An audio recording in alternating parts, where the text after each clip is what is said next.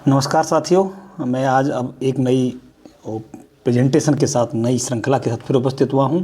हम लोग जैसे कि एडिटोरिया का जो पार्ट पढ़ रहे हैं, एडिटोरिया जो हमारी करंट अफेयर की बुक्स है, तो उसमें हम ना महीने के हिसाब से जो करंट अफेयर है उसमें हम जरूर पढ़ते हैं। जो इंपॉर्टेंट पार्ट्स दे रखे हैं, तो सितंबर महीना हम जो पढ़ने जा रहे हैं, सितंबर महीने की जो महत्वपूर्ण घटनाएं जो क्या क्या हुई हैं उनको शुरुआत करता हूँ। तो इसके करीब सितंबर, अक्टूबर, नवंबर, दिसंबर, जनवरी, फरवरी, मार्च, अप्रैल, मई, जून, जुलाई, 8-10 वीडियो बनेंगे। तो शुरुआत में कुछ कम है, तो सितंबर, अक्टूबर, नवंबर, दिसंबर ऐसे करके 2-2 महीने एक साथ ले लेंगे। चलिए, सितंबर 2023 की महत्वपूर्ण घटना पढ़ रहे हैं कि हैदराबाद में स्थित रोबोटिक्स फार्म द्वारा भारत के पहले आर्टिफिशियल इंटेलिजेंस द्वारा संचालित एंटी ड्रोन सिस्टम इंद्रजाल विकसित किया गया है।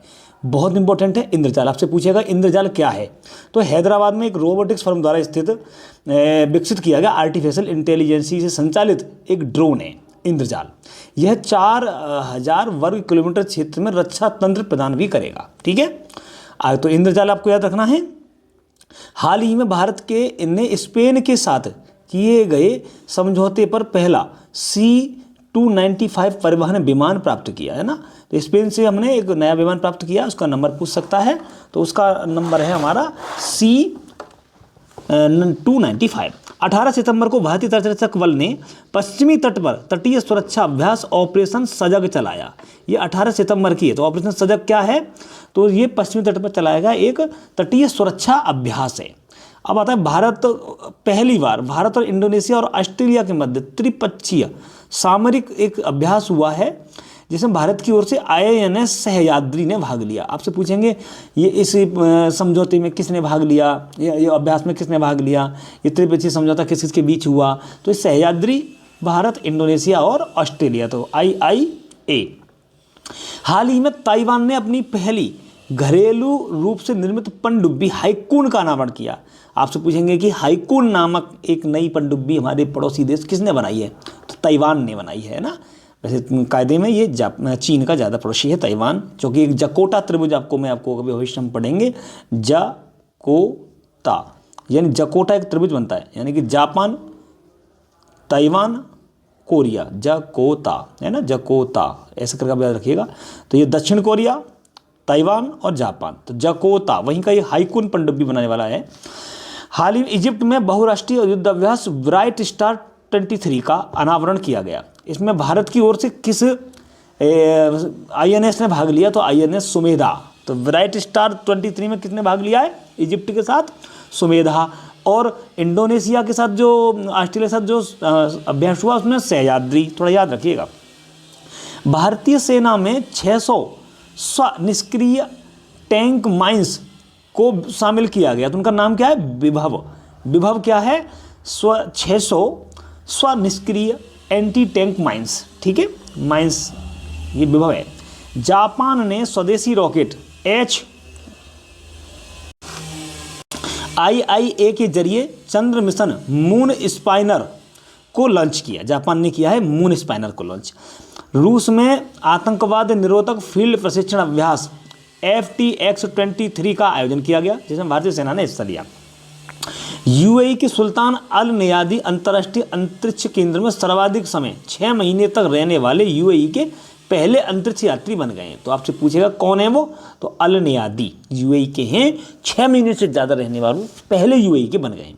हाल ही में उत्तर कोरिया ने अपने हल्के न्यूक्लियर अटैक पनडुब्बी को लॉन्च किया, जिसे हीरो किम कुन ओक नाम दिया गया।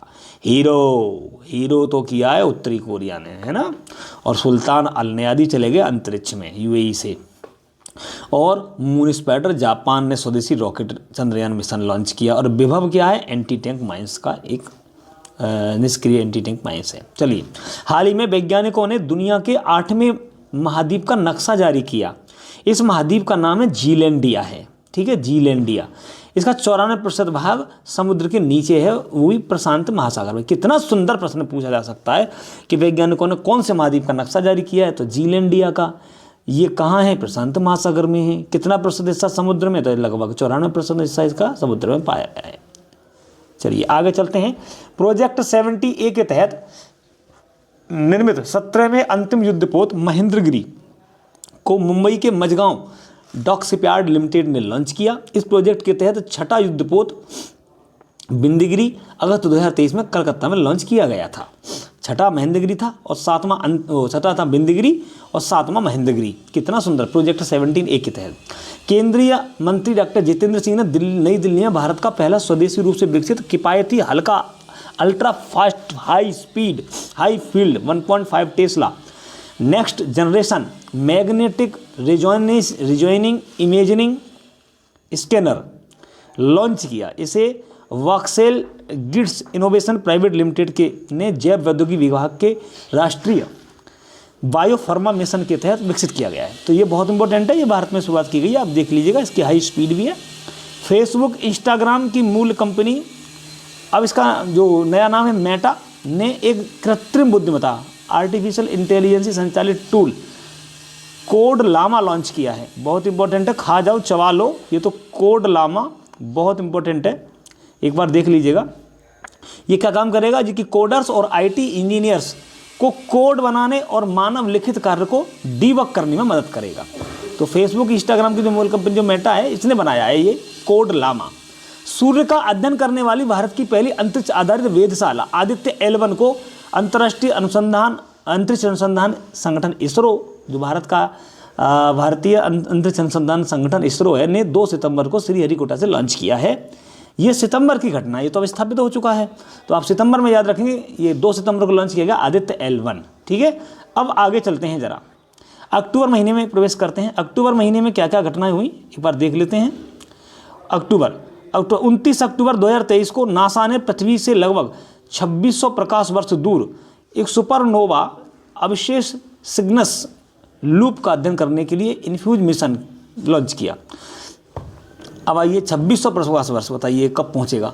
हमारी पृथ्वी कैसे बनी यह पता लगाने के लिए अमेरिकी अंतरिक्ष एजेंसी नासा ने साइकी मिशन लॉन्च किया है। ठीक है, जो कि अंतरिक्ष यान को क्षुद्र ग्रह साइकी पर भेजा गया है। भारतीय यूरोपीय संघ ने पहला संयुक्त सैनिक अभ्यास गिनी की खाड़ी में किया। ठीक है, गिनी की खाड़ी में हमारा संयुक्त पहला अभ्यास रहा। स्पेन की एरोस्पेस कंपनी PLD स्पेस ने यूरोप का पहला निजी पुनः प्रयोज्य रॉकेट म्यूरा 1 सफलतापूर्वक लॉन्च कर दिया। ये यूरोप ने किया है। ब्राजीली वैज्ञानिकों ने कोकीन और क्रैक के उपचार के लिए कैलिक्सकोका नामक टीके को विकसित किया है। कोकीन और क्रैक के उपचार से के लिए भारतीय वायुसेना द्वारा 91वें वर्षगांठ पर अपना नया ध्वज का अनावरण किया है। नई ध्वज का भारतीय वायुसेना ने।